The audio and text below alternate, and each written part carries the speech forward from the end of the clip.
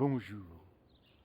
On arrive à une époque où ce n'est pas nous qui attendons que les informations descendent de l'âme pour les mettre en application. Mais plutôt c'est nous qui allons renseigner l'âme de quoi on a besoin, de quoi on veut pour se réaliser. Se réaliser, ça veut dire être dans son essence. Et quand on est dans son essence, eh bien, ça, bien sûr qu'il y a l'âme, mais ça intègre aussi l'esprit, ça intègre aussi l'ego, ça intègre toutes les parties de nous qui vont être dans notre corps. Et si l'âme, elle est sur quelque chose qui est très vaporeux, eh bien, parce que l'âme, en fin de compte, elle n'en a rien à faire des contingences matérielles. Sauf que nous, on vit dans un monde matériel. Donc si on ne fait que l'écouter, ça peut être des fois un peu compliqué, quoi. Donc c'est bien de tout intégrer. Parce que l'âme, en fin de compte, est aussi enfermée dans une certaine hypnose. Pourquoi est-ce qu'elle est enfermée dans une hypnose? Parce qu'en fin de compte, avant, elle était dans la source. Et puis après, il y a l'esprit, la partie positive, et l'âme, la partie féminine, qui se sont séparées. Et l'âme, après, fait l'expérience de rentrer dans la dualité en rentrant dans la matière. Seulement voilà, après, elle voudrait faire quelque chose qui soit parfait, Et non, on n'est pas dans un monde parfait.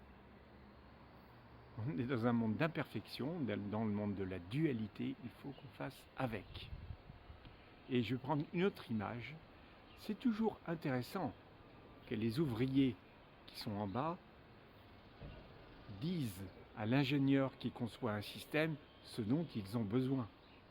Parce que l'ingénieur, lui, il est dans ses données théoriques, tout fonctionne bien dans sa tête.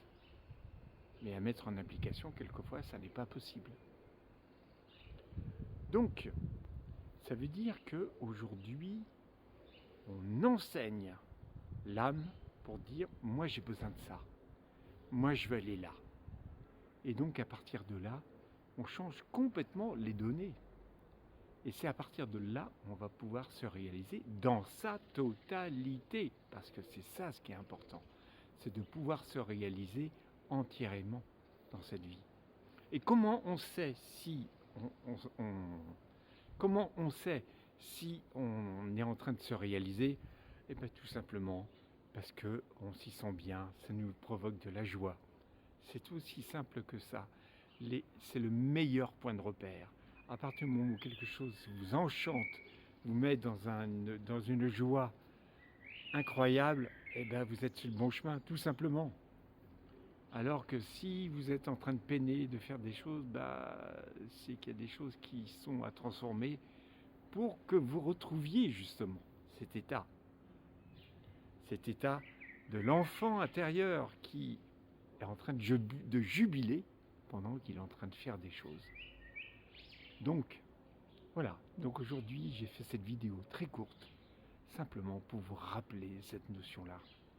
Parce que, depuis longtemps, moi j'ai longtemps cru que c'était l'inverse, qu'on attendait de l'âme, qu'on était là à son service. Eh bien non, c'est le contraire.